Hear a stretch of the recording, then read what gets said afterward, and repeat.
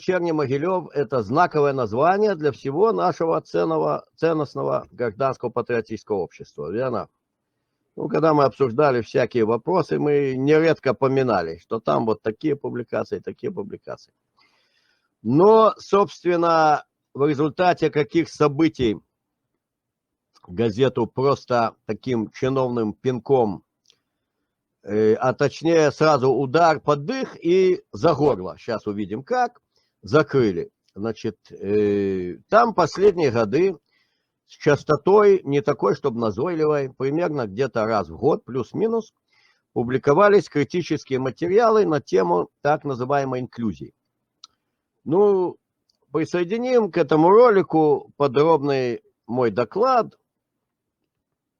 Ну, подробный относительно, он на 9 страницах, о том, что такое инклюзия и какой она наносит безусловный вред и деструкцию школьно-образовательному процессу с точки зрения детей обычных, с точки зрения детей ОПФР, с точки зрения преподавателей, с точки зрения родителей. То есть, если смотреть на реальность из, образно говоря, шкуры каждой из этих категорий, а не чиновников, которым надо проканчивать инструкцию.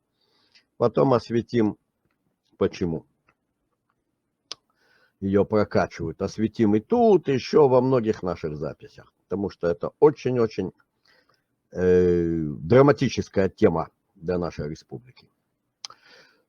И вот примерно год назад был опубликован материал из Вайбер-канала «Белорусы за нравственность», а там был опубликован материал российской исследовательницы, которая является и членом Патриаршей комиссии по семье и материнству, в отличие от нашей Синодальной комиссии по семье и материнству, представители которой уже нам снова тему о семейном насилии. Помните такое дело? Вот сейчас они его качают опять, на СТВ уже было, с одним из замечательных людей из этой комиссии.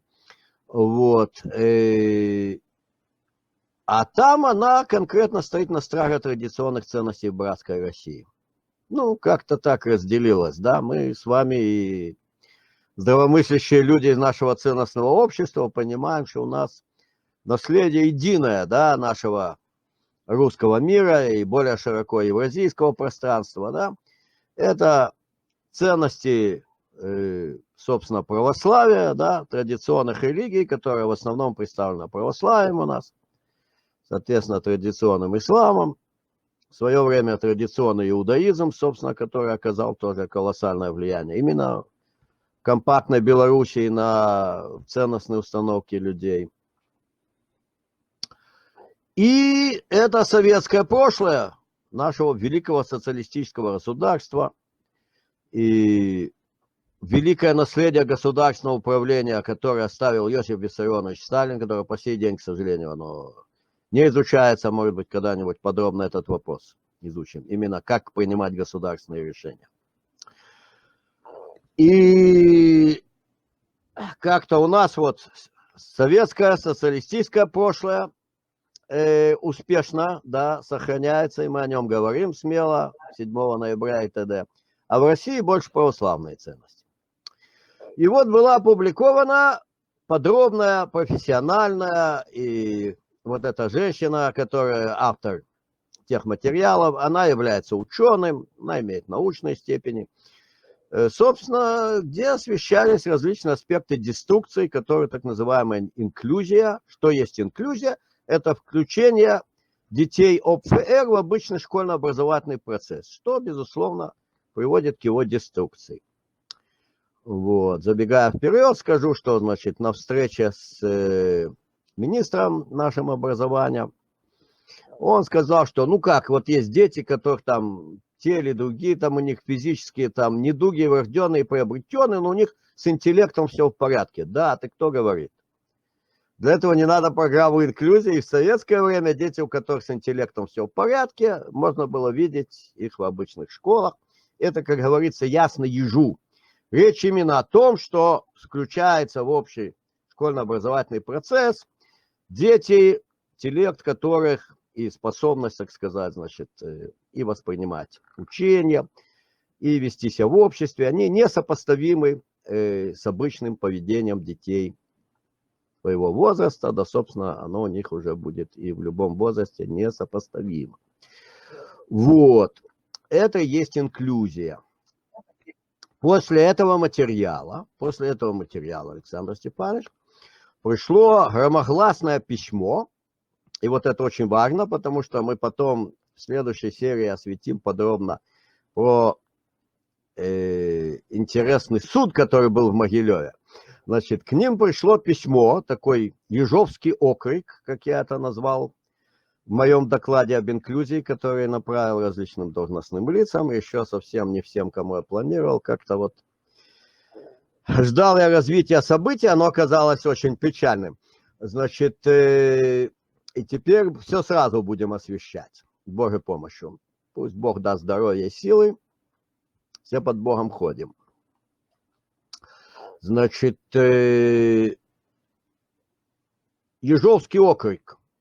Вот предлагаем вам опубликовать такой-то, такой-то материал, значит, и там написано, ну, обычные мантры, ну, все имеют право на равное образование по статье такой-то, статье такой-то, так-то, так-то, так-то, и, значит, принести извинения читателям за недостоверную информацию. Ну, что газета «Вечерний Могилев» и сделала.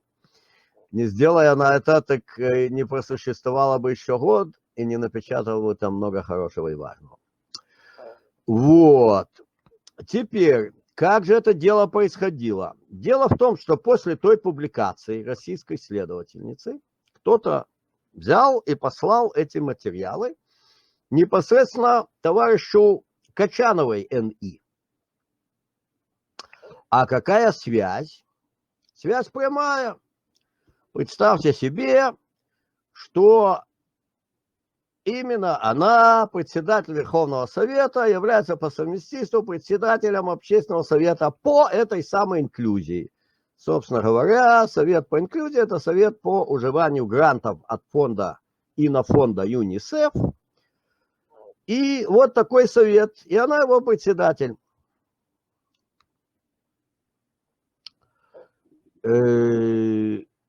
Она послала записку в исполком, уж не знаем, горисполком, облисполком разобраться. И после этой записки последовал, соответственно, значит, Ежовский окрик со стороны облисполкома. И газета «Вечерний Могилев» напечатала извинения.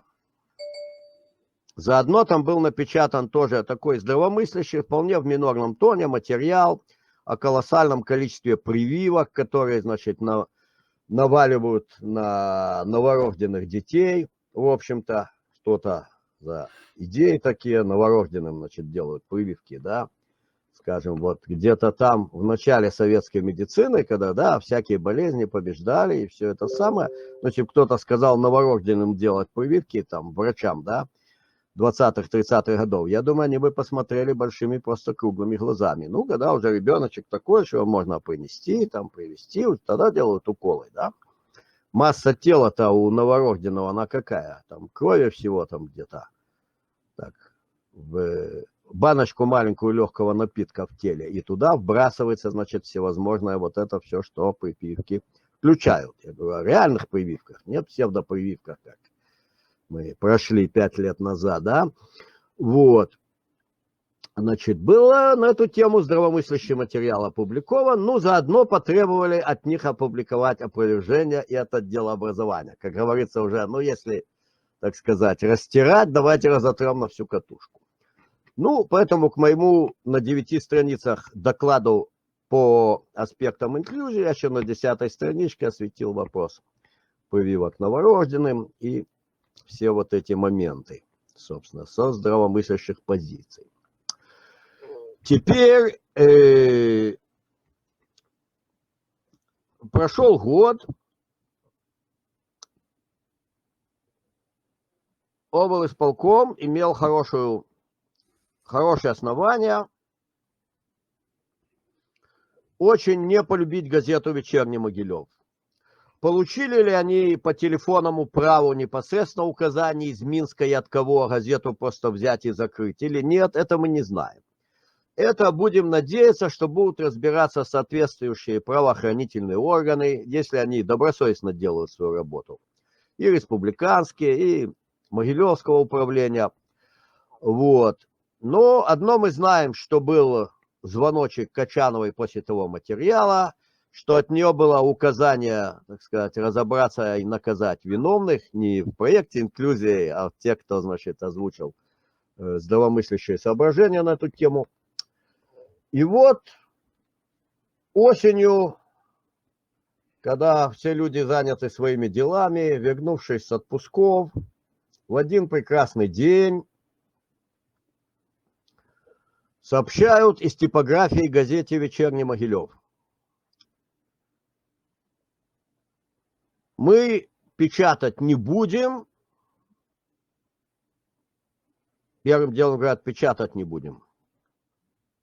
Что так? Да вот не будем.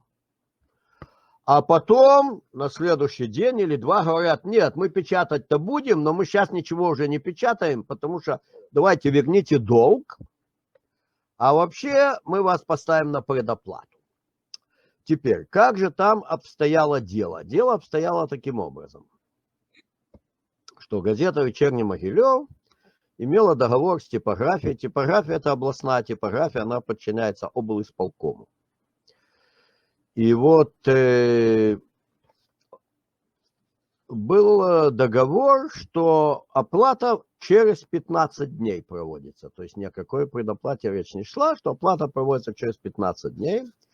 Сотрудничество было много-много-многолетнее. 33 года назад была создана газета «Вечерний Могилев». Не скажу за 33 года назад, но много-много последних лет ее печатала областная типография, и было устойчивое соглашение, что платят после того, как номера реализованы. Да? Надо сказать, что это была единственная патриотическая независимая газета вообще-то в стране.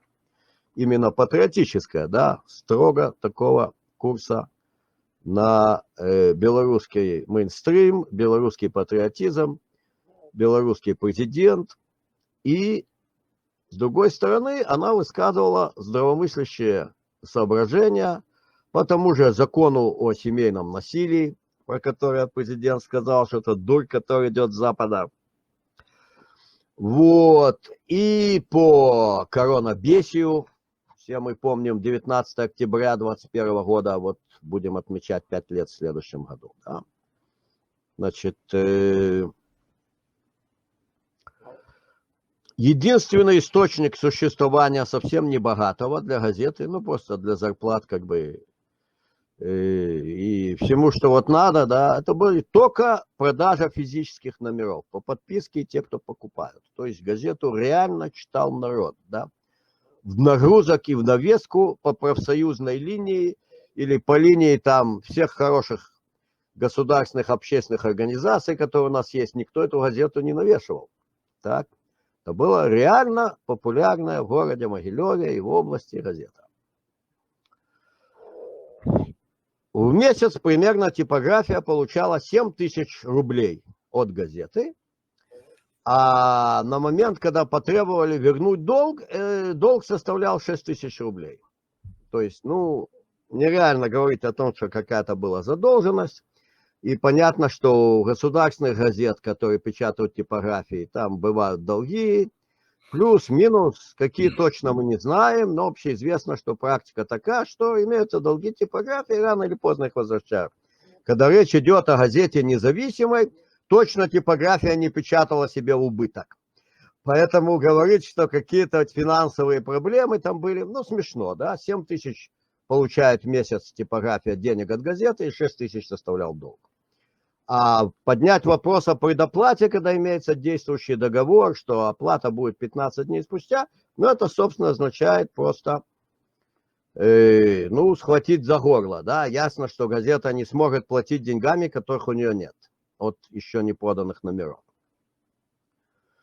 Тем временем в продаже находились два уже напечатанных номера, последних, которые, собственно, и стали этой самой, значит, уже, можно сказать, редкостью, да, и историческим достоянием всего ценностного патриотического гражданского общества последние 2 печатные номера газеты «Вечерний Могилев».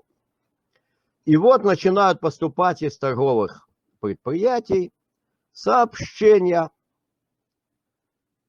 из которых следует, что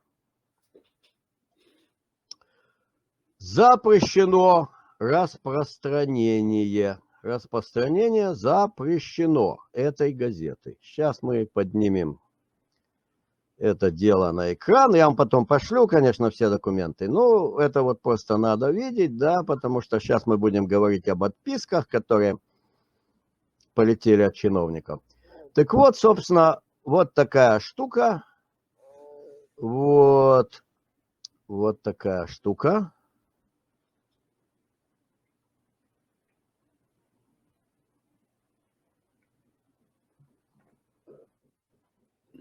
У нас стало поступать в редакцию и звонки тоже. Типа, мол, ну все, мы не продаем, потому что нам запретили. Из торговых предприятий стало поступать, что нам запретили.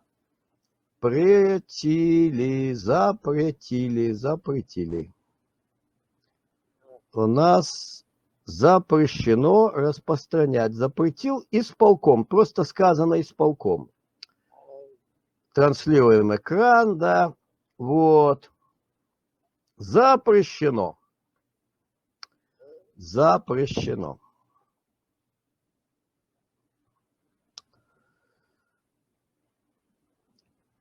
И, соответственно, возникли вопросы, как запрещено, что где. Ну, запрещено, вот. Торговым предприятиям нет вопросов. Значит, полномочия имеет горисполком модулировать ассортимент товаров, который продается в их ведении людям. Да, ну, то есть, скажем, там, как бы это хорошо, что есть контроль, очень даже хорошо, да. Ну, например, там какие-нибудь будут порнографические рисунки на жвачке. Вот наши активисты могут написать горисполком, жвачку снимут с распространения. Действительно, тут как бы долго ждать не надо. Вот. Прикольным является то, что ответы стали поступать, что никто не запрещал. Вот. Ответы, значит, что никто не запрещал. Вот давайте посмотрим. Ответ из горисполкома, что никто не запрещал. Газету «Вечерний Могилев» никто не запрещал. Ну, то есть решений таких не было принято. Почему решений таких не было принято? Если ее запретили и сообщили торговым предприятиям, что торговым предприятиям сообщили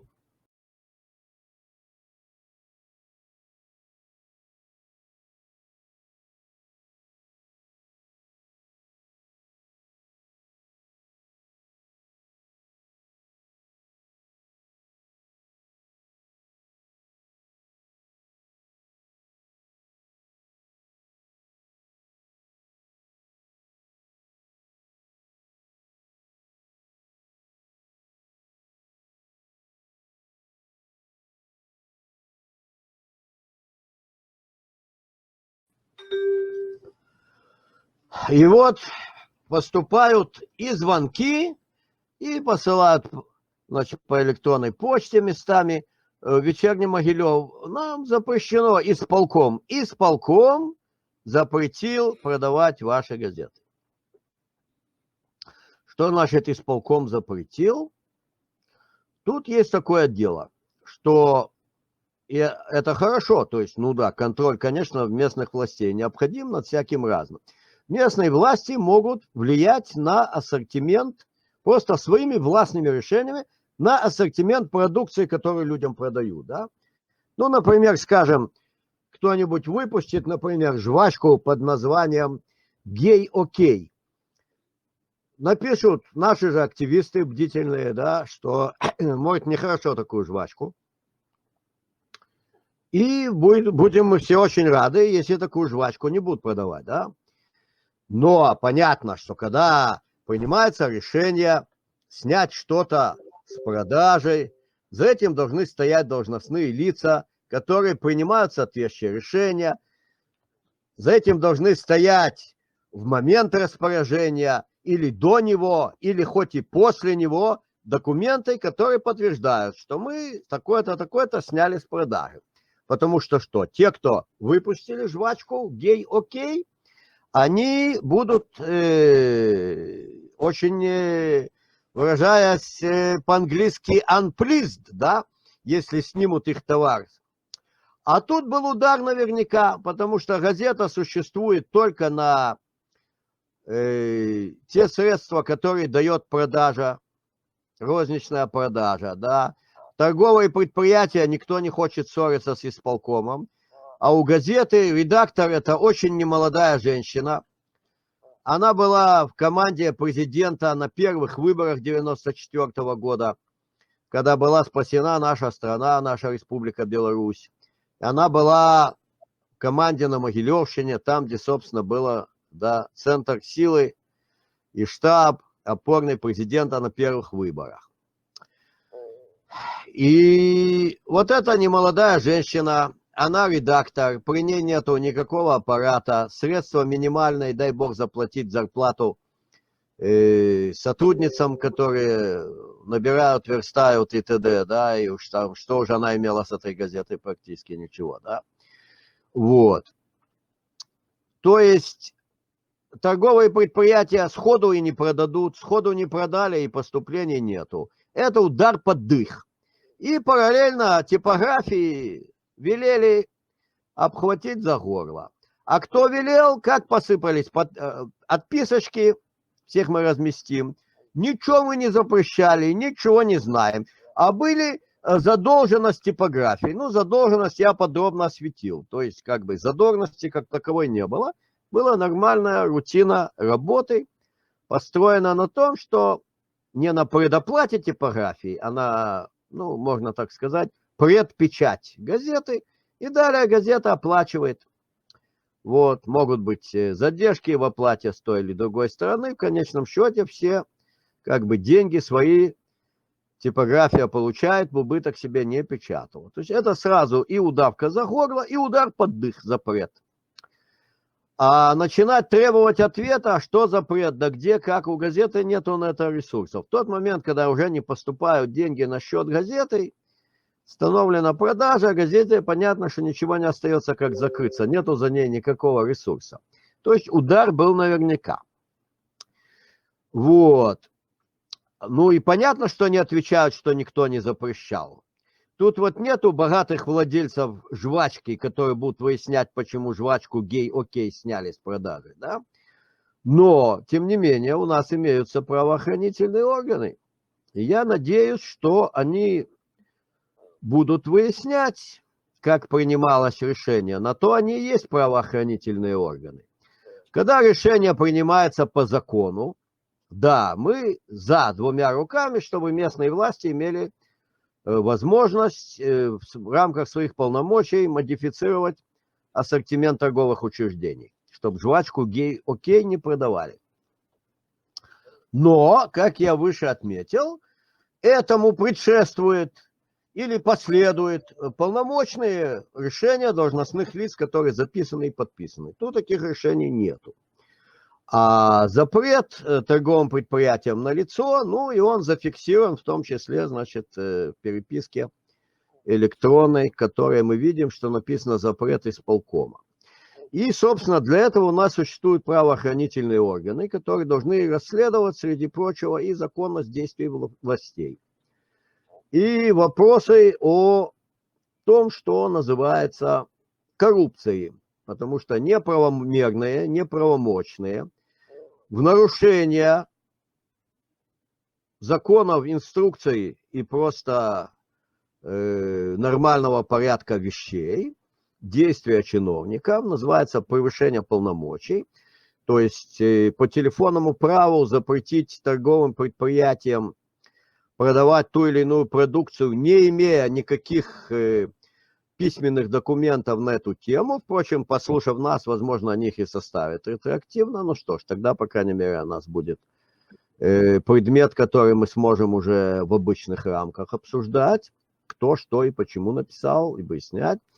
Вот. А пока что, значит, это просто предмет расследования соответствующих правоохранительных органов. Ну, конечно, не обычной линейной милиции.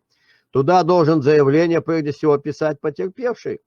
Как я объяснил, ну, собственно, газета «Вечерний Могилев», она больше не существует, потому что в тот момент, когда она получает удар под дых и удавку за горло, газете ничего не осталось, как просто сразу и сойти со сцены, чтобы против нее, значит, соответственно, не развернули кучу материальных исков, и каждый лишний день, когда она будет числиться существующей, соответственно, это только будет раздувать эти суммы.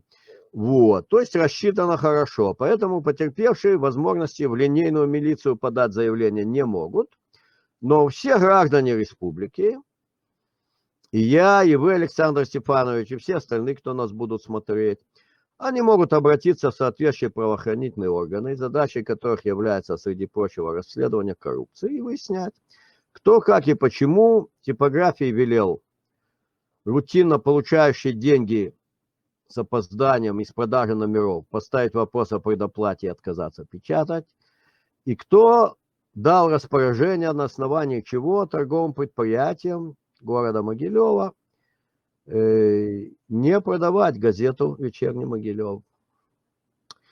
Вот, это вопрос с тем, как она была закрыта. То есть закрыта она уже безошибочными действиями, которые я образно называю ударом под дых и удавкой за горло. А расследование этих вопросов, оно, на мой взгляд, только, так сказать, пока находится на предыстории. Пока мы только получили отписки, что никто никого не запрещал.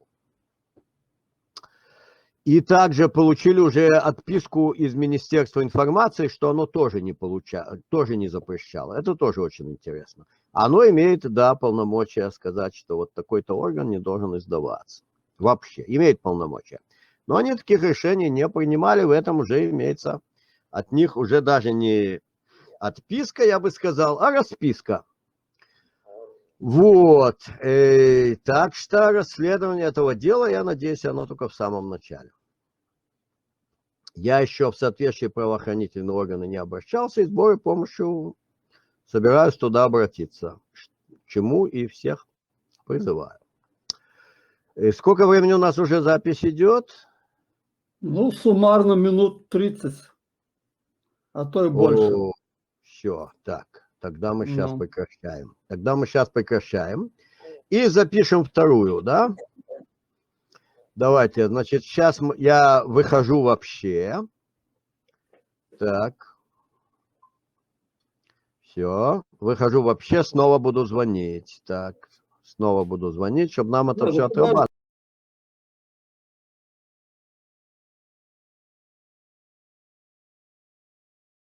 Могилев. Я полагаю, что Игорь Львович сможет достаточно объективно осветить этот вопрос, что произошло с газетой и какие вопросы там сейчас решаются. Пожалуйста. Добрый вечер, Александр Степанович. И все, кто нас будут смотреть на ваших тех или иных каналах и на моем YouTube-канале. Этот ролик положим на YouTube, и не будем затрагивать темы, которые в YouTube публиковать нельзя. А когда мы их в рамках нашего клуба затронем, так есть у меня канал на Рутубе. И первым делом, что можно сказать, «Вечерний Могилев» – это знаковое название для всего нашего ценностного гражданского патриотического общества, верно? Ну, когда мы обсуждали всякие вопросы, мы нередко поминали, что там вот такие публикации, такие публикации. Но, собственно, в результате каких событий газету просто таким чиновным пинком, а точнее сразу удар под дых и за горло. Сейчас увидим как. закрыли. Значит, там последние годы с частотой не такой, чтобы назойливой, примерно где-то раз в год, плюс-минус, публиковались критические материалы на тему так называемой инклюзии. Ну, присоединим к этому ролику подробный мой доклад. Ну, подробный относительно, он на 9 страницах, о том, что такое инклюзия и какой она наносит безусловный вред и деструкцию школьно-образовательному процессу с точки зрения детей обычных, с точки зрения детей ОПФР, с точки зрения преподавателей, с точки зрения родителей. То есть, если смотреть на реальность из, образно говоря, шкуры каждой из этих категорий, а не чиновников, которым надо проканчивать инструкцию. Потом осветим, почему ее прокачивают. Осветим и тут, и еще во многих наших записях. Потому что это очень-очень драматическая тема для нашей республики. И вот примерно год назад был опубликован материал из Вайбер-канала «Белорусы за нравственность», а там был опубликован материал российской исследовательницы, которая является и членом Патриаршей комиссии по семье и материнству, в отличие от нашей Синодальной комиссии по семье и материнству, представители которой уже нам снова тему о семейном насилии. Помните такое дело? Вот сейчас они его качают опять, на СТВ уже было, с одним из замечательных людей из этой комиссии. Вот. А там она конкретно стоит на страже традиционных ценностей братской России. Ну, как-то так разделилась, да, мы с вами и здравомыслящие люди из нашего ценностного общества понимаем, что у нас наследие единое, да, нашего русского мира и более широко евразийского пространства, да, это ценности, собственно, православия, да, традиционных религий, которые в основном представлены православием у нас, соответственно, традиционным исламом, в свое время традиционный иудаизм, собственно, который оказал тоже колоссальное влияние именно в компактной Белоруссии на ценностные установки людей. И это советское прошлое нашего великого социалистического государства и великое наследие государственного управления, которое оставил Иосиф Виссарионович Сталин, которое по сей день, к сожалению, оно не изучается, может быть, когда-нибудь подробно этот вопрос изучим. Именно как принимать государственные решения. И как-то у нас вот советское, социалистическое прошлое успешно, да, сохраняется, и мы о нем говорим смело 7 ноября и т.д. А в России больше православные ценности. И вот была опубликована подробная, профессиональная, и вот эта женщина, которая автор тех материалов, она является ученым, она имеет научные степени, собственно, где освещались различные аспекты деструкции, которые так называемая инклюзия. Что есть инклюзия? Это включение детей ОПФР в обычный школьно-образовательный процесс, что, безусловно, приводит к его деструкции. Вот. Забегая вперед, скажу, что, значит, на встрече с министром нашим образования, он сказал, что, ну как, вот есть дети, которых там те или другие, там у них физические там недуги врожденные, приобретенные, но у них с интеллектом все в порядке. Да, ты кто говорит? Для этого не надо программу инклюзии. В советское время дети, у которых с интеллектом все в порядке, можно было видеть их в обычных школах. Это, как говорится, ясно ежу. Речь именно о том, что включается в общий школьно-образовательный процесс дети, интеллект которых и способность, так сказать, значит, и воспринимать учение, и вести себя в обществе, они несопоставимы с обычным поведением детей своего возраста, да, собственно, оно у них уже будет и в любом возрасте несопоставимо. Вот. Это и есть инклюзия. После этого материала, Александр Степанович, пришло громогласное письмо, и вот это очень важно, потому что мы потом в следующей серии осветим подробно про интересный суд, который был в Могилеве. Значит, к ним пришло письмо, такой Ежовский окрик, как я это назвал, в моем докладе об инклюзии, который я направил различным должностным лицам, еще совсем не всем, кому я планировал, как-то вот ждал я развития событий, оно оказалось очень печальным.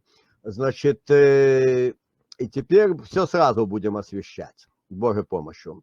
Пусть Бог даст здоровья и силы, все под Богом ходим. Значит, Ежовский окрик. Вот предлагаем вам опубликовать такой-то, такой-то материал, значит, и там написано, ну, обычные мантры, ну, все имеют право на равное образование по статье такой-то, статье такой-то, так-то, так-то, так-то, и, значит, принести извинения читателям за недостоверную информацию. Ну, что газета «Вечерний Могилев» и сделала. Не сделая она это, так не просуществовала бы еще год и не напечатала бы там много хорошего и важного. Вот.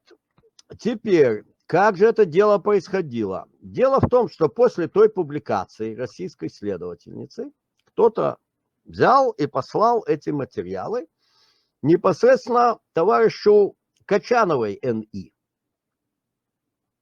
А какая связь? Связь прямая. Представьте себе, что именно она, председатель Верховного Совета, является по совместительству председателем Общественного совета по этой самой инклюзии.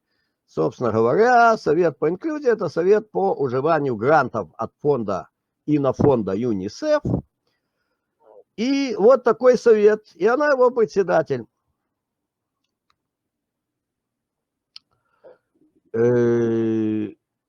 Она послала записку в исполком, уж не знаем, горисполком, облисполком, разобраться. И после этой записки последовал, соответственно, значит, Ежовский окрик со стороны облисполкома. И газета «Вечерний Могилев» напечатала извинения. Заодно там был напечатан тоже такой здравомыслящий, вполне в минорном тоне материал о колоссальном количестве прививок, которые, значит, наваливают на новорожденных детей. В общем-то, что-то за идеи такие новорожденным, значит, делают прививки, да. Скажем, вот где-то там в начале советской медицины, когда, да, всякие болезни побеждали и все это самое, значит, кто-то сказал новорожденным делать прививки, там, врачам, да, 20-30-х годов, я думаю, они бы посмотрели большими просто круглыми глазами. Ну, когда уже ребеночек такой, что его можно принести, там, привезти, вот тогда делают уколы, да. Масса тела-то у новорожденного, она какая? Там крови всего там где-то, так, в баночку маленькую легкого напитка в теле, и туда вбрасывается, значит, всевозможное вот это все, что прививки включают. Я говорю о реальных прививках, не псевдопрививках, как мы прошли 5 лет назад, да, вот, значит, было на эту тему здравомыслящий материал опубликован, ну, заодно потребовали от них опубликовать опровержение и от отдела образования, как говорится уже, ну, если, так сказать, растирать, давайте разотрем на всю катушку. Ну, поэтому к моему на 9 страницах докладу по аспектам инклюзии я еще на 10-й страничке осветил вопрос прививок новорожденным и все вот эти моменты, собственно, со здравомыслящих позиций. Теперь прошел год, облисполком имел хорошее основание очень не полюбить газету «Вечерний Могилев». Получили ли они по телефонному праву непосредственно указаний из Минска и от кого газету просто взять и закрыть или нет, это мы не знаем. Это будем надеяться, что будут разбираться соответствующие правоохранительные органы, если они добросовестно делают свою работу. И республиканские, и Могилевского управления. Вот. Но одно мы знаем, что был звоночек Качановой после того материала, что от нее было указание, так сказать, разобраться и наказать виновных не в проекте инклюзии, а в тех, кто, значит, озвучил здравомыслящие соображения на эту тему. И вот осенью, когда все люди заняты своими делами, вернувшись с отпусков, в один прекрасный день сообщают из типографии газете «Вечерний Могилев». Мы печатать не будем. Первым делом говорят, печатать не будем. Что так? Да вот не будем. А потом на следующий день или два говорят, нет, мы печатать-то будем, но мы сейчас ничего уже не печатаем, потому что давайте верните долг, а вообще мы вас поставим на предоплату. Теперь, как же там обстояло дело? Дело обстояло таким образом, что газета «Вечерний Могилев» имела договор с типографией. Типография – это областная типография, она подчиняется облисполкому. И вот был договор, что оплата через 15 дней проводится. То есть ни о какой предоплате речь не шла, что оплата проводится через 15 дней. Сотрудничество было много-много-многолетнее. 33 года назад была создана газета «Вечерний Могилев», не скажу за 33 года назад, но много-много последних лет ее печатала областная типография, и было устойчивое соглашение, что платят после того, как номера реализованы. Да? Надо сказать, что это была единственная патриотическая независимая газета вообще-то в стране. Именно патриотическая, да, строго такого курса на белорусский мейнстрим, белорусский патриотизм, белорусский президент. И с другой стороны, она высказывала здравомыслящие соображения по тому же закону о семейном насилии, про который президент сказал, что это дурь, который идет с Запада.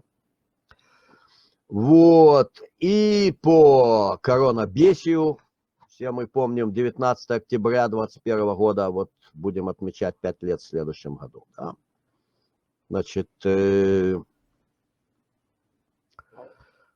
единственный источник существования совсем небогатого для газеты, ну просто для зарплат как бы и всему, что вот надо, да, это были только продажа физических номеров по подписке и те, кто покупают. То есть газету реально читал народ, да, в нагрузок и в навеску по профсоюзной линии или по линии там всех хороших государственных общественных организаций, которые у нас есть, никто эту газету не навешивал. Так? Это была реально популярная в городе Могилеве и в области газета. В месяц примерно типография получала 7 тысяч рублей от газеты, а на момент, когда потребовали вернуть долг, долг составлял 6 тысяч рублей. То есть, ну, нереально говорить о том, что какая-то была задолженность. И понятно, что у государственных газет, которые печатают типографии, там бывают долги, плюс-минус, какие точно мы не знаем, но общеизвестно, что практика такая, что имеются долги типографии, рано или поздно их возвращают. Когда речь идет о газете независимой, точно типография не печатала себе убыток. Поэтому говорить, что какие-то финансовые проблемы там были, ну, смешно, да, 7 тысяч получает в месяц типография денег от газеты и 6 тысяч составлял долг. А поднять вопрос о предоплате, когда имеется действующий договор, что оплата будет 15 дней спустя, ну, это, собственно, означает просто, ну, схватить за горло, да. Ясно, что газета не сможет платить деньгами, которых у нее нет, от еще не проданных номеров. Тем временем в продаже находились 2 уже напечатанных номера, последних, которые, собственно, и стали этой самой, значит, уже, можно сказать, редкостью, да, и историческим достоянием всего ценностного патриотического гражданского общества. Последние 2 печатные номера газеты «Вечерний Могилев». И вот начинают поступать из торговых предприятий сообщения, из которых следует, что Запрещено распространение. Распространение запрещено этой газеты. Сейчас мы поднимем это дело на экран. Я вам потом пошлю, конечно, все документы. Ну, это вот просто надо видеть, да, потому что сейчас мы будем говорить об отписках, которые полетели от чиновников. Так вот, собственно, вот такая штука. Вот такая штука.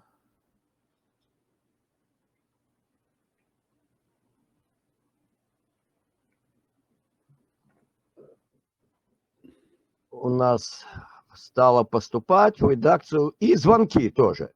Типа, мол, ну все, мы не продаем, потому что нам запретили. Из торговых предприятий стало поступать, что нам запретили.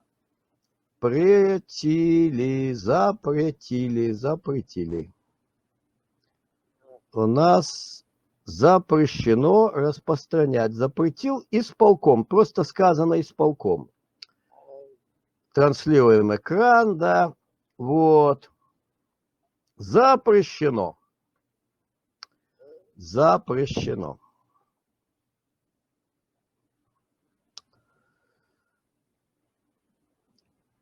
И, соответственно, возникли вопросы, как запрещено, что где. Ну, запрещено, вот. Торговым предприятиям нет вопросов. Значит, полномочия имеет горисполком модулировать ассортимент товаров, который продается в их ведении людям. Да, ну, то есть, скажем, там, как бы это хорошо, что есть контроль, очень даже хорошо, да. Ну, например, там какие-нибудь будут порнографические рисунки на жвачке.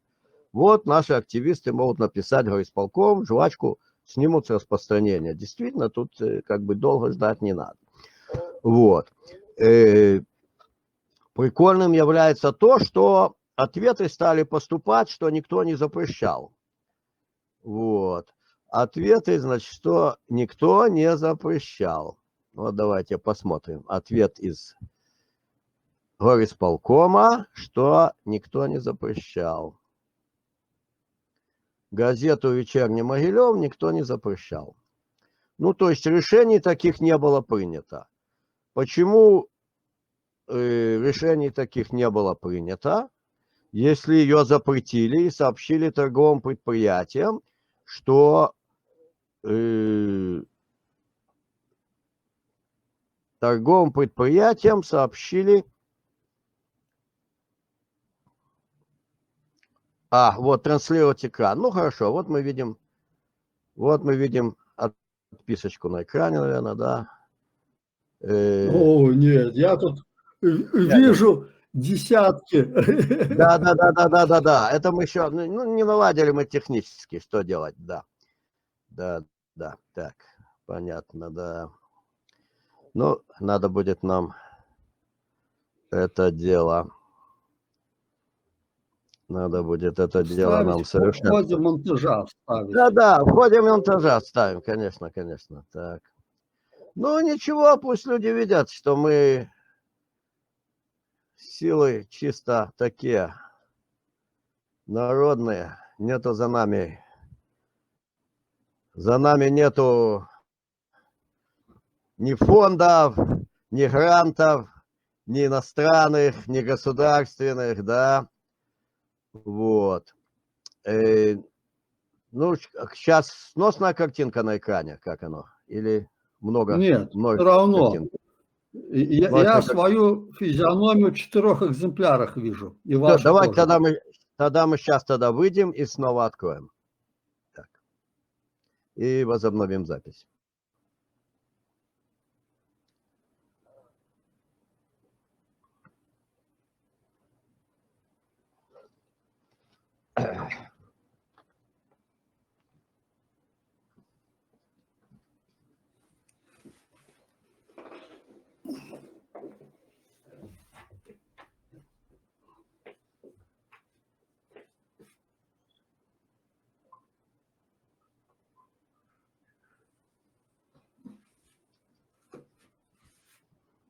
Да. Так, ну что? Как тут у нас? Как тут у нас это дело? Нет, так нам надо сейчас просто прекратить запись. Просто ее прекратить Но, совсем. Ну, в смысле прекратить звонок, начать снова. Да, ну иначе никак. так, Иначе никак. ну я тогда... Вечерний Могилев – это знаковое название для всего нашего ценностного гражданского патриотического общества, верно? Ну, когда мы обсуждали всякие вопросы, мы нередко поминали, что там вот такие публикации, такие публикации. Но, собственно, в результате каких событий газету просто таким чиновным пинком, а точнее сразу удар под дых и за горло, сейчас увидим как, закрыли. Значит, там последние годы с частотой не такой, чтобы назойливой, примерно где-то раз в год, плюс-минус, публиковались критические материалы на тему так называемой инклюзии. Ну, присоединим к этому ролику подробный мой доклад. Ну, подробный относительно, он на 9 страницах, о том, что такое инклюзия и какой она наносит безусловный вред и деструкцию школьно-образовательному процессу с точки зрения детей обычных, с точки зрения детей ОПФР, с точки зрения преподавателей, с точки зрения родителей. То есть, если смотреть на реальность из, образно говоря, шкуры каждой из этих категорий, а не чиновников, которым надо проканчивать инструкцию. Потом осветим, почему ее прокачивают. Осветим и тут, и еще во многих наших записях. Потому что это очень-очень драматическая тема для нашей республики.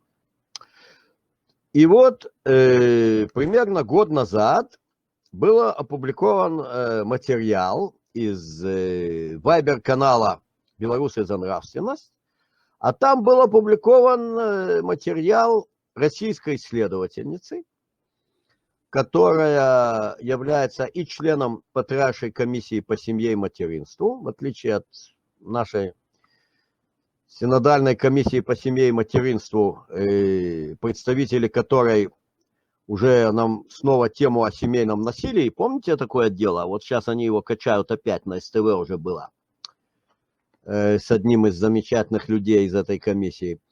Вот. А там она конкретно стоит на страже традиционных ценностей братской России. Ну, как-то так разделилась, да, мы с вами и здравомыслящие люди из нашего ценностного общества понимаем, что у нас наследие единое, да, нашего русского мира и более широко евразийского пространства, да, это ценности, собственно, православия, да, традиционных религий, которые в основном представлены православием у нас, соответственно, традиционным исламом, в свое время традиционный иудаизм, собственно, который оказал тоже колоссальное влияние именно в компактной Белоруссии на ценностные установки людей. И это советское прошлое нашего великого социалистического государства и великое наследие государственного управления, которое оставил Иосиф Виссарионович Сталин, которое по сей день, к сожалению, оно не изучается, может быть, когда-нибудь подробно этот вопрос изучим. Именно как принимать государственные решения. И как-то у нас вот советское, социалистическое прошлое успешно, да, сохраняется, и мы о нем говорим смело 7 ноября и т.д. А в России больше православные ценности.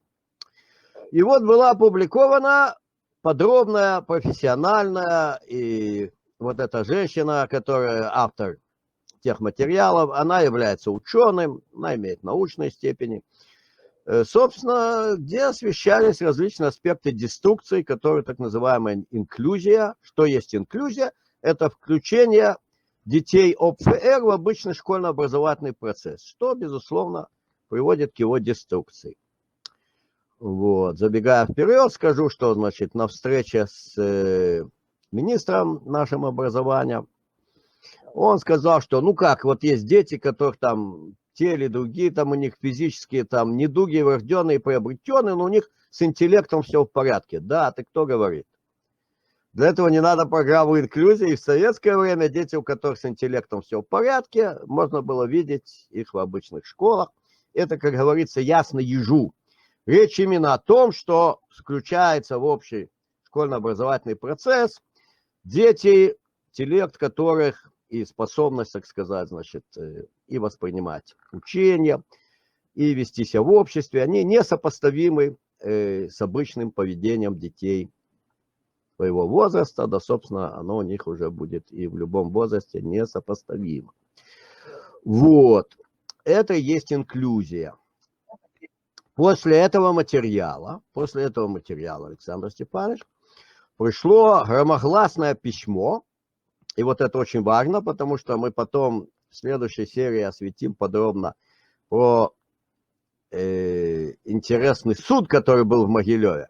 Значит, к ним пришло письмо, такой Ежовский окрик, как я это назвал в моем докладе об инклюзии, который я направил различным должностным лицам, еще совсем не всем, кому я планировал, как-то вот ждал я развития событий, оно оказалось очень печальным.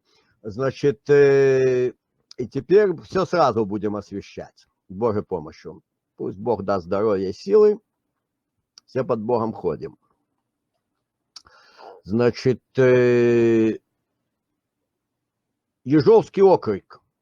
Вот, предлагаем вам опубликовать такой-то, такой-то материал, значит, и там написано, ну, обычные мантры, ну, все имеют право на равное образование по статье такой-то, статье такой-то, так-то, так-то, так-то, и, значит, принести извинения читателям за недостоверную информацию. Ну, что газета «Вечерний Могилев» и сделала. Не сделая она это, так не просуществовала бы еще год и не напечатала бы там много хорошего и важного. Вот. Теперь, как же это дело происходило? Дело в том, что после той публикации российской следовательницы кто-то взял и послал эти материалы непосредственно товарищу Качановой Н.И. А какая связь? Связь прямая. Представьте себе, что именно она, председатель Верховного Совета, является по совместительству председателем Общественного совета по этой самой инклюзии. Собственно говоря, Совет по инклюзии – это совет по уживанию грантов от фонда Инофонда ЮНИСЕФ. И вот такой совет, и она его председатель.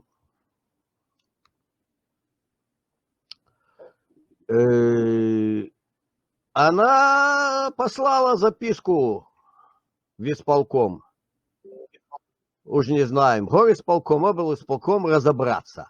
И после этой записки последовал, соответственно, значит, Ежовский окрик со стороны облисполкома.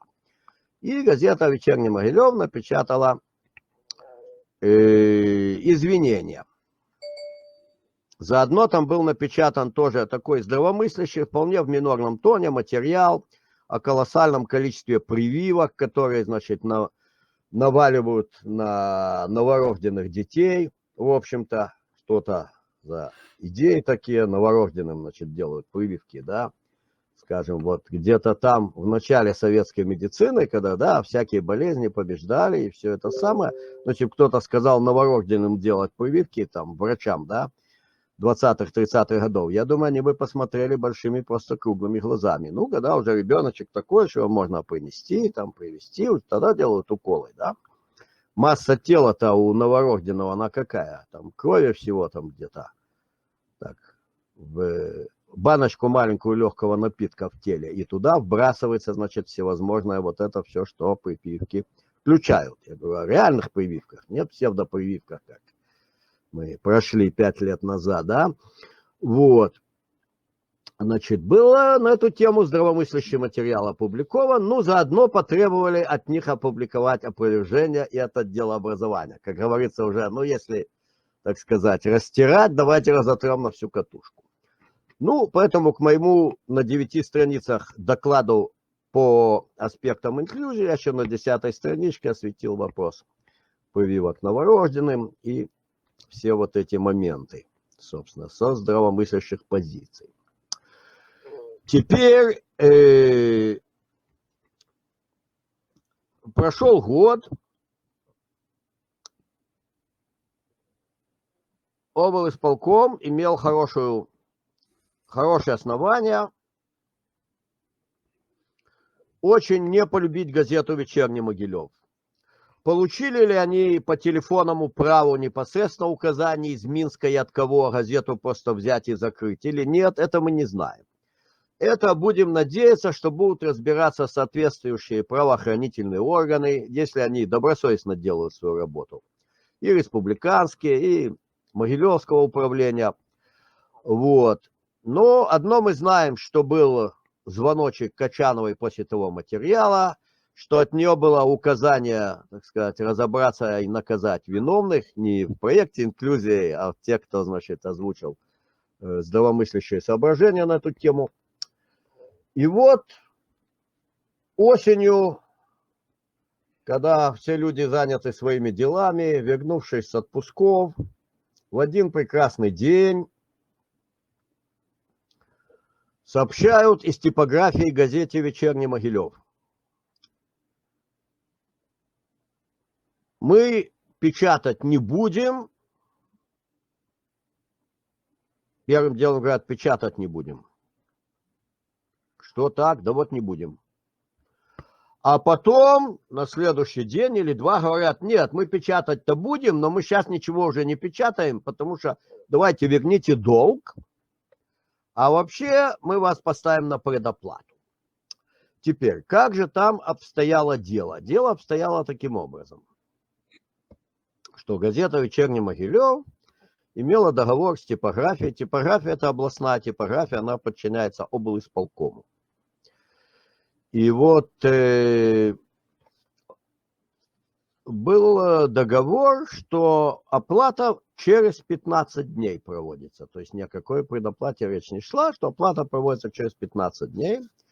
Сотрудничество было много-много-многолетнее. 33 года назад была создана газета «Вечерний Могилев». Не скажу за 33 года назад, но много-много последних лет ее печатала областная типография, и было устойчивое соглашение, что платят после того, как номера реализованы. Да? Надо сказать, что это была единственная патриотическая независимая газета вообще-то в стране.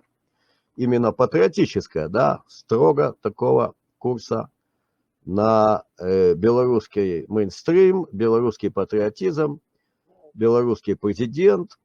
И с другой стороны, она высказывала здравомыслящие соображения по тому же закону о семейном насилии, про который президент сказал, что это дурь, который идет с Запада. Вот. И по коронабесию, все мы помним, 19 октября 2021 года, вот будем отмечать 5 лет в следующем году. Да? Значит, единственный источник существования совсем небогатого для газеты, ну просто для зарплат как бы и всему, что вот надо, да, это были только продажа физических номеров по подписке и те, кто покупают. То есть газету реально читал народ, да, в нагрузок и в навеску по профсоюзной линии или по линии там всех хороших государственных общественных организаций, которые у нас есть, никто эту газету не навешивал. Так? Это была реально популярная в городе Могилеве и в области газета. В месяц примерно типография получала 7 тысяч рублей от газеты. А на момент, когда потребовали вернуть долг, долг составлял 6 тысяч рублей. То есть, ну, нереально говорить о том, что какая-то была задолженность. И понятно, что у государственных газет, которые печатают типографии, там бывают долги, плюс-минус, какие точно мы не знаем, но общеизвестно, что практика такая, что имеются долги типографии, рано или поздно их возвращают. Когда речь идет о газете независимой, точно типография не печатала себе убыток. Поэтому говорить, что какие-то финансовые проблемы там были, ну, смешно, да, 7 тысяч получает в месяц типография денег от газеты, и 6 тысяч составлял долг. А поднять вопрос о предоплате, когда имеется действующий договор, что оплата будет 15 дней спустя, ну, это, собственно, означает просто, ну, схватить за горло, да. Ясно, что газета не сможет платить деньгами, которых у нее нет, от еще не проданных номеров.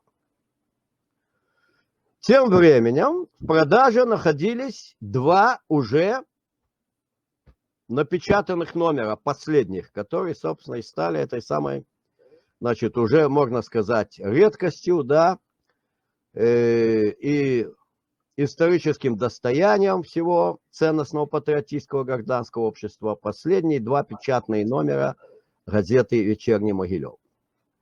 И вот начинают поступать из торговых предприятий сообщения, из которых следует, что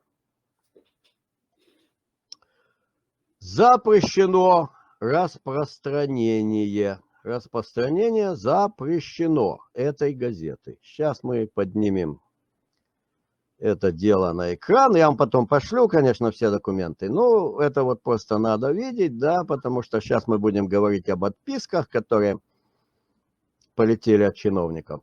Так вот, собственно, вот такая штука. Вот такая штука.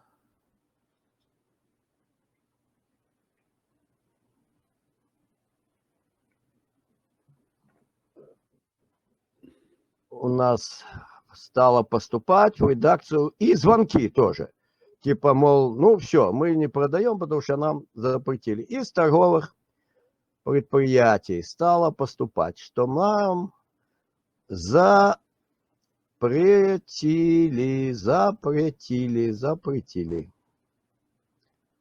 У нас запрещено распространять. Запретил исполком, просто сказано исполком.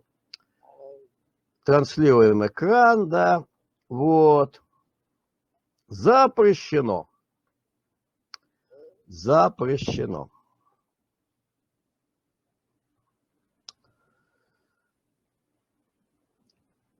И, соответственно, возникли вопросы, как запрещено, что где. Ну, запрещено, вот. Торговым предприятиям нет вопросов. Значит, полномочия имеет горисполком модулировать ассортимент товаров, который продается в их ведении людям. Да, ну, то есть, скажем, там, как бы это хорошо, что есть контроль, очень даже хорошо, да. Ну, например, там какие-нибудь будут порнографические рисунки на жвачке. Вот наши активисты могут написать горисполком, жвачку снимут с распространения. Действительно, тут как бы долго ждать не надо. Вот. Прикольным является то, что ответы стали поступать, что никто не запрещал. Вот. Ответы, значит, что никто не запрещал. Вот давайте посмотрим. Ответ из горисполкома, что никто не запрещал. Газету «Вечерний Могилев» никто не запрещал. Ну, то есть решений таких не было принято. Почему решений таких не было принято, если ее запретили и сообщили торговым предприятиям, что торговым предприятиям сообщили,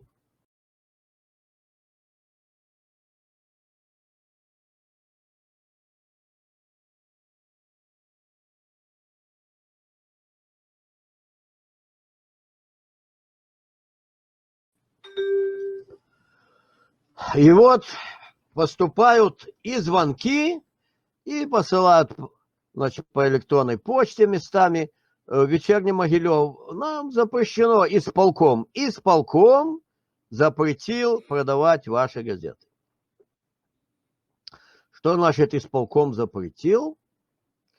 Тут есть такое дело, что и это хорошо, то есть, ну да, контроль, конечно, местных властей необходим над всяким разным. Местные власти могут влиять на ассортимент просто своими властными решениями на ассортимент продукции, которую людям продают, да. Ну, например, скажем, кто-нибудь выпустит, например, жвачку под названием «Гей-окей». напишут наши же активисты бдительные, да, что может нехорошо такую жвачку. И будем мы все очень рады, если такую жвачку не будут продавать, да. Но понятно, что когда принимается решение снять что-то с продажей, за этим должны стоять должностные лица, которые принимают соответствующие решения. За этим должны стоять в момент распоряжения или до него, или хоть и после него документы, которые подтверждают, что мы такое-то, такое-то сняли с продажи. Потому что что? Те, кто выпустили жвачку гей-окей, они будут очень, выражаясь по-английски, unpleased, да, если снимут их товар. А тут был удар наверняка, потому что газета существует только на те средства, которые дает продажа, розничная продажа, да. Торговые предприятия, никто не хочет ссориться с исполкомом. А у газеты редактор – это очень немолодая женщина. Она была в команде президента на первых выборах 1994 года, когда была спасена наша страна, наша Республика Беларусь. Она была в команде на Могилевщине, там, где, собственно, было, да, центр силы и штаб опорный президента на первых выборах. И вот эта немолодая женщина, она редактор, при ней нету никакого аппарата, средства минимальные, дай бог заплатить зарплату сотрудницам, которые набирают, верстают и т.д., да, и уж там, что уже она имела с этой газетой, практически ничего, да. Вот. То есть торговые предприятия сходу и не продадут, сходу не продали и поступлений нету. Это удар под дых. И параллельно типографии велели обхватить за горло. А кто велел, как посыпались отписочки, всех мы разместим. Ничего мы не запрещали, ничего не знаем. А были задолженность типографии. Ну, задолженность я подробно осветил. То есть, как бы, задолженности как таковой не было. Была нормальная рутина работы, построена на том, что не на предоплате типографии, а на, ну, можно так сказать, предпечать газеты. И далее газета оплачивает.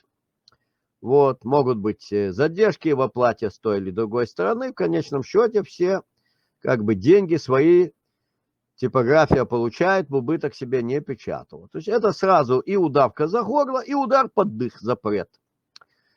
А начинать требовать ответа, что запрет, да где, как, у газеты нету на это ресурсов. В тот момент, когда уже не поступают деньги на счет газеты, установлена продажа, газете понятно, что ничего не остается, как закрыться. Нету за ней никакого ресурса. То есть удар был наверняка. Вот. Ну и понятно, что они отвечают, что никто не запрещал. Тут вот нету богатых владельцев жвачки, которые будут выяснять, почему жвачку гей-окей сняли с продажи, да? Но, тем не менее, у нас имеются правоохранительные органы.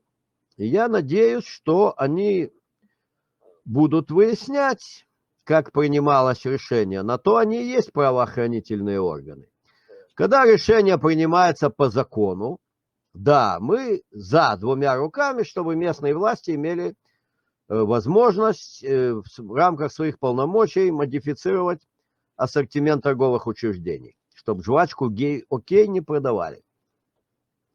Но, как я выше отметил, этому предшествует или последует полномочные решения должностных лиц, которые записаны и подписаны. Тут таких решений нету. А запрет торговым предприятиям налицо, ну и он зафиксирован в том числе, значит, в переписке электронной, которой мы видим, что написано запрет исполкома. И, собственно, для этого у нас существуют правоохранительные органы, которые должны расследовать, среди прочего, и законность действий властей. И вопросы о том, что называется коррупцией, потому что неправомерные, неправомочные, в нарушение законов, инструкций и просто нормального порядка вещей, действия чиновников, называется превышение полномочий, То есть по телефонному праву запретить торговым предприятиям продавать ту или иную продукцию, не имея никаких письменных документов на эту тему. Впрочем, послушав нас, возможно, они их и составят ретроактивно. Ну что ж, тогда, по крайней мере, у нас будет предмет, который мы сможем уже в обычных рамках обсуждать, кто, что и почему написал, и выяснять. Вот. А пока что, значит, это просто предмет расследования соответствующих правоохранительных органов. Ну, конечно, не обычной линейной милиции. Туда должен заявление, прежде всего, писать потерпевший. Как я объяснил, ну, собственно, газета «Вечерний Могилев», она больше не существует, потому что в тот момент, когда она получает удар под дых и удавку за горло, газете ничего не осталось, как просто сразу и сойти со сцены, чтобы против нее, значит, соответственно, не развернули кучу материальных исков, и каждый лишний день, когда она будет числиться существующей, соответственно, это только будет раздувать эти суммы. Вот, то есть рассчитано хорошо, поэтому потерпевшие возможности в линейную милицию подать заявление не могут, но все граждане республики, и я, и вы, Александр Степанович, и все остальные, кто нас будут смотреть, они могут обратиться в соответствующие правоохранительные органы, задачей которых является, среди прочего, расследование коррупции и выяснять, кто, как и почему типографии велел рутинно получающий деньги с опозданием из продажи номеров поставить вопрос о предоплате и отказаться печатать, и кто дал распоряжение, на основании чего торговым предприятиям города Могилева не продавать газету «Вечерний Могилев». Вот, это вопрос с тем, как она была закрыта. То есть закрыта она уже безошибочными действиями, которые я образно называю ударом под дых и удавкой за горло. А расследование этих вопросов, оно, на мой взгляд, только, так сказать, пока находится на предыстории. Пока мы только получили отписки, что никто никого не запрещал. И также получили уже отписку из Министерства информации, что оно тоже не запрещало. Это тоже очень интересно. Оно имеет, да, полномочия сказать, что вот такой-то орган не должен издаваться. Вообще, имеет полномочия. Но они таких решений не принимали, в этом уже имеется от них уже даже не отписка, я бы сказал, а расписка. Вот. Так что расследование этого дела, я надеюсь, оно только в самом начале. Я еще в соответствующие правоохранительные органы не обращался, и с Божьей помощью собираюсь туда обратиться, к чему и всех призываю.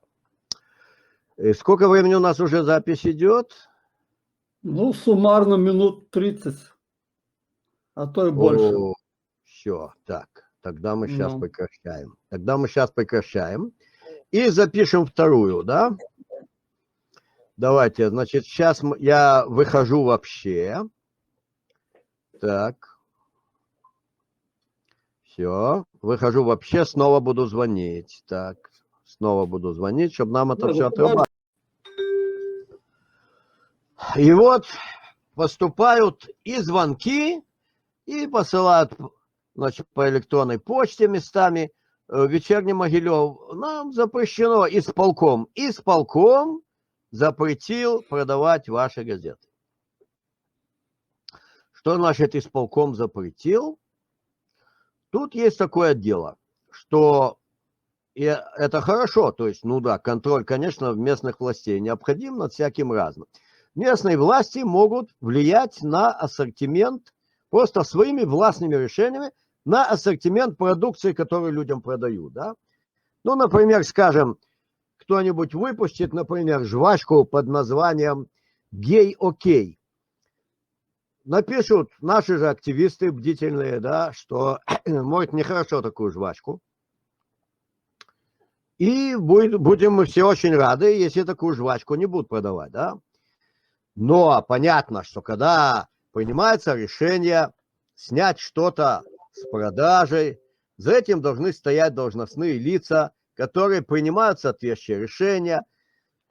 За этим должны стоять в момент распоряжения или до него, или хоть и после него документы, которые подтверждают, что мы такое-то, такое-то сняли с продажи.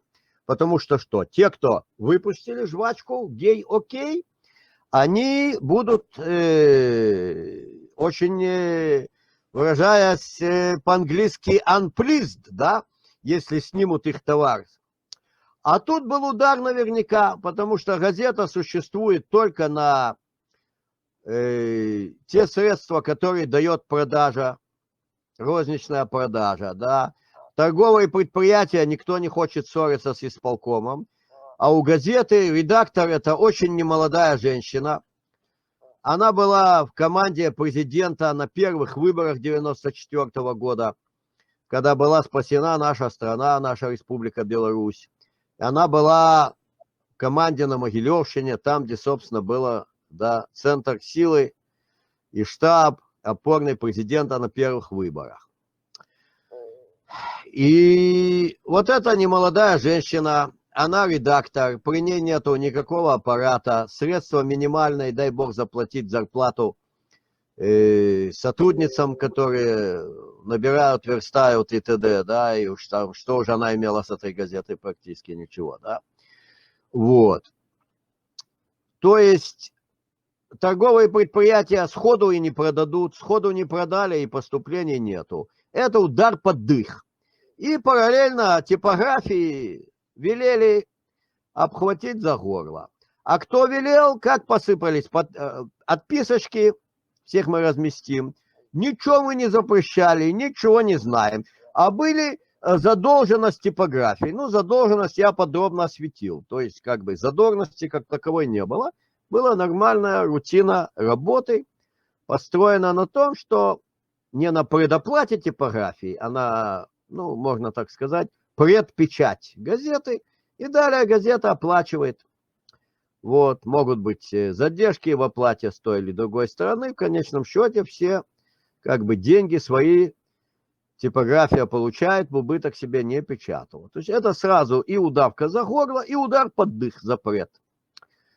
А начинать требовать ответа, что запрет, да где, как, у газеты нету на это ресурсов. В тот момент, когда уже не поступают деньги на счет газеты, установлена продажа, газете понятно, что ничего не остается, как закрыться. Нету за ней никакого ресурса. То есть удар был наверняка. Вот. Ну и понятно, что они отвечают, что никто не запрещал. Тут вот нету богатых владельцев жвачки, которые будут выяснять, почему жвачку гей-окей сняли с продажи, да? Но, тем не менее, у нас имеются правоохранительные органы. И я надеюсь, что они будут выяснять, как принималось решение. На то они и есть правоохранительные органы. Когда решение принимается по закону, да, мы за двумя руками, чтобы местные власти имели возможность в рамках своих полномочий модифицировать ассортимент торговых учреждений, чтобы жвачку гей-окей не продавали. Но, как я выше отметил, этому предшествует или последует полномочные решения должностных лиц, которые записаны и подписаны. Тут таких решений нету.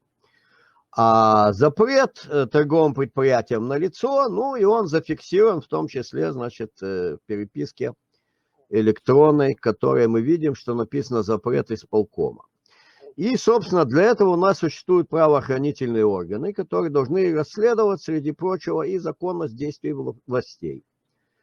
И вопросы о том, что называется коррупцией, потому что неправомерные, неправомочные, в нарушение законов, инструкций и просто нормального порядка вещей, действия чиновников называется превышение полномочий. То есть по телефонному праву запретить торговым предприятиям продавать ту или иную продукцию, не имея никаких письменных документов на эту тему. Впрочем, послушав нас, возможно, о них и составят ретроактивно. Ну что ж, тогда, по крайней мере, у нас будет предмет, который мы сможем уже в обычных рамках обсуждать, кто, что и почему написал, и выяснять. Вот. А пока что, значит, это просто предмет расследования соответствующих правоохранительных органов. Ну, конечно, не обычной линейной милиции. Туда должен заявление, прежде всего, писать потерпевший. Как я объяснил, ну, собственно, газета «Вечерний Могилев», она больше не существует, потому что в тот момент, когда она получает удар под дых и удавку за горло, газете ничего не осталось, как просто сразу и сойти со сцены, чтобы против нее, значит, соответственно, не развернули кучу материальных исков, и каждый лишний день, когда она будет числиться существующей, соответственно, это только будет раздувать эти суммы. Вот, то есть рассчитано хорошо, поэтому потерпевшие возможности в линейную милицию подать заявление не могут, но все граждане республики, и я, и вы, Александр Степанович, и все остальные, кто нас будут смотреть, они могут обратиться в соответствующие правоохранительные органы, задачей которых является, среди прочего, расследование коррупции, и выяснять, кто, как и почему типографии велел рутинно получающий деньги с опозданием из продажи номеров поставить вопрос о предоплате и отказаться печатать, и кто дал распоряжение, на основании чего торговым предприятиям города Могилева не продавать газету «Вечерний Могилев». Вот, это вопрос с тем, как она была закрыта. То есть закрыта она уже безошибочными действиями, которые я образно называю ударом под дых и удавкой за горло. А расследование этих вопросов, оно, на мой взгляд, только, так сказать, пока находится на предыстории. Пока мы только получили отписки, что никто никого не запрещал. И также получили уже отписку из Министерства информации, что оно тоже не запрещало. Это тоже очень интересно. Оно имеет, да, полномочия сказать, что вот такой-то орган не должен издаваться. Вообще, имеет полномочия. Но они таких решений не принимали, в этом уже имеется от них уже даже не отписка, я бы сказал, а расписка. Вот. Так что расследование этого дела, я надеюсь, оно только в самом начале. Я еще в соответствующие правоохранительные органы не обращался, и сборы помощью собираюсь туда обратиться, к чему и всех призываю. Сколько времени у нас уже запись идет? Ну, суммарно минут 30, а то и больше. Все, так. Тогда мы сейчас прекращаем. И запишем вторую, да? Давайте, значит, сейчас я выхожу вообще. Так. Все. Выхожу вообще, снова буду звонить. Так. Снова буду звонить, чтобы нам это все отрабатывать.